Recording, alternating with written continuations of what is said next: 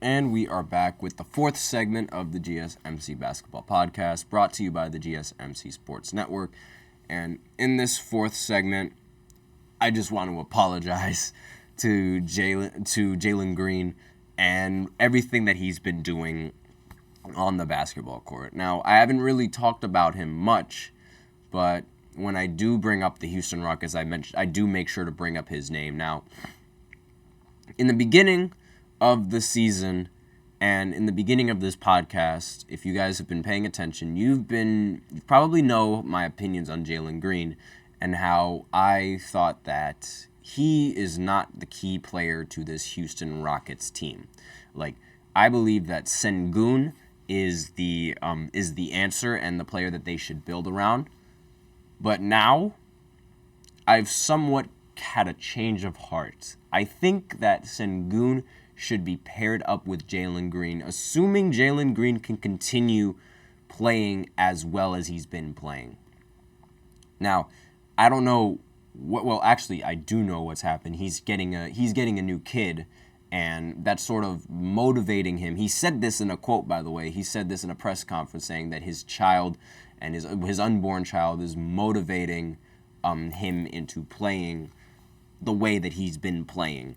And he's been absolutely phenomenal these previous games. Now, I don't know if you guys play 2K, but whenever you hit a shot, there's this green animation that you can get after you green the shot. And Jalen Green, every single time he's turned around, like straight up do a look away from the three, he's made it. And that's his green animation. Like, that is literally an automatic bucket whenever he turns around. It's like Steph Curry automatic. It's what he's doing on the court is insane. His ball handling, like, I've known he was a great ball handler, but I always just thought he was an immature shot chucker. Like, someone who just cares about themselves and because he did, like TJ said on the show, I recommend watching his sports podcast as well. He goes live directly after me. But he said on this podcast that Jalen Green, he is that shot chucker, but it's mainly because playing in the G League, when you are you're not necessarily playing for the team, but you're playing for yourself, a lot of his play is going to be relatively selfish, and he is going to do a lot of selfish things like hog the ball a little bit and go for a bunch of highlights. But the reality of the situation now is that he's hitting a lot of these shots. And he's creating a lot of really good shots for himself and his team. And this has propelled the Houston Rockets to make a late surge to go make the play-in tournament. And it's ridiculous because a lot of the shots that he's making are a lot of shots that he would normally miss. And he's sort of like, Jalen Green, like, my opinion on Jalen Green is sort of the opinion that I have on Jordan Poole now. Like, now, I think Jordan Poole is the immature shot chucker in the league. But Jalen Green, after these few games, he's really changed my mind. Now, obviously, these few games could be a fluke, and once that baby's born, he could go right back down to earth and be that shot chucker that I'm used to seeing. But given how well he's been playing and how consistent he's been playing recently, I don't think that's going to be the case for Jalen Green. I legitimately don't. I think that I could see Jalen Green's performance like this and the way he's been playing continue from this season going into the next season. I can see him making that next step, or the leap, I guess you could say, from being a pretty good player to a really good player, and then from a really good player to an all-star player. Now, with how talented the Western Conference is, I don't think he's going to make the Western Conference all-star game next year.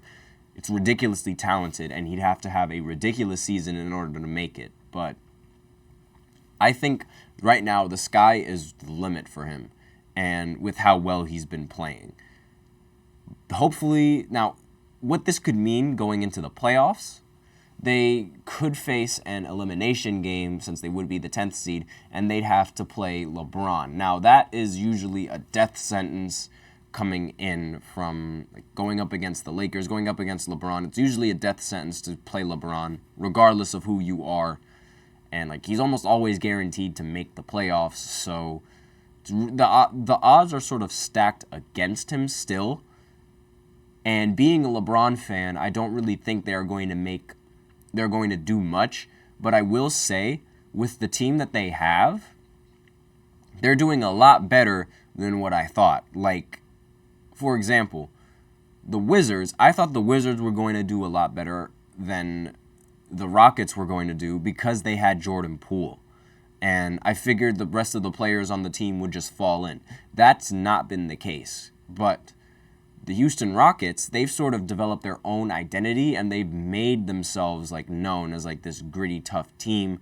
Like Dylan Brooks, obviously, like he's still a problem, just wanting to be the center of attention and being the villain of every single game. And I find that very odd, but he is showing a lot more improvement on the offensive side of the ball, much more improvement than Jordan Poole has shown. But I digress. I just wanted to have this session in the this section on the podcast just to apologize to Jalen Green, because I've been wrong about him, at least so far. Like there've been talks about on the internet, it's like, who would you rather have, about to be a father, Jalen Green, or Ramadan Kyrie?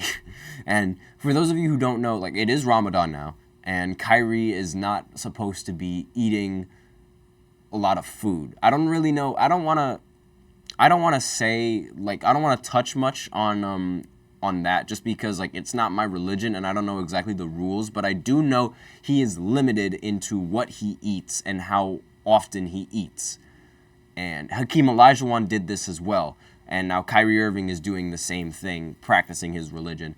And it's honestly very, very impressive that he was able to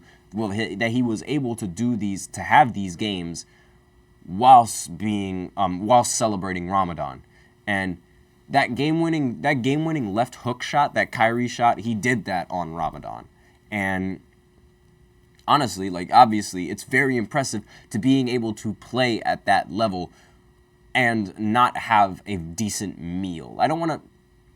I think that's the right word for it, right? Not having a meal like that you'd expect from an NBA athlete. Usually you'd expect NBA athletes to eat a lot and like a lot of good food for like a few hours before the game, but going there and playing on an empty stomach, very, very impressive.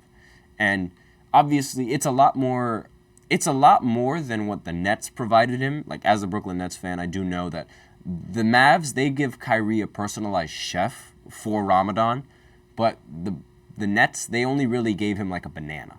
Now, I don't know if that was intentional. I also don't know if they were just responding to the fact that Kyrie doesn't play games anyway, so why would they give in a lot of effort? But Dallas really knows how to treat their players, and that's honestly probably why we're not getting much news on Kyrie now getting upset at the organization, because they're treating him right, and they're probably treating him a lot better than Brooklyn is treating him. But I digress. Again, this section was supposed to be to apologize to Jalen Green. I am sorry.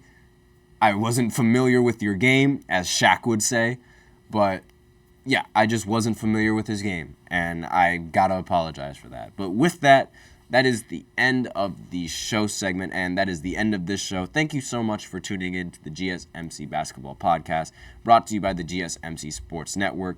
Your support means a lot to us, so remember to subscribe to the show and leave a positive review. It really does make a difference. We also invite you to follow us on Facebook, Twitter, TikTok, and Instagram for more content and updates. And as always, please use the link in the description to get your comments recognized. And I'm just looking at the chat right now. Just be sure to use the link in the description to get your comments recognized. That is GSMCPodcast.net. Really helps the show, makes the show much more interactive between myself and you guys. Random Twitcher, hello sir, can I take you to dinner? I have a girlfriend, so no, you cannot do that. Unless I'm allowed to bring her. But regardless, that's the end of the show segment. I am your host, Nelson, and as always, take care.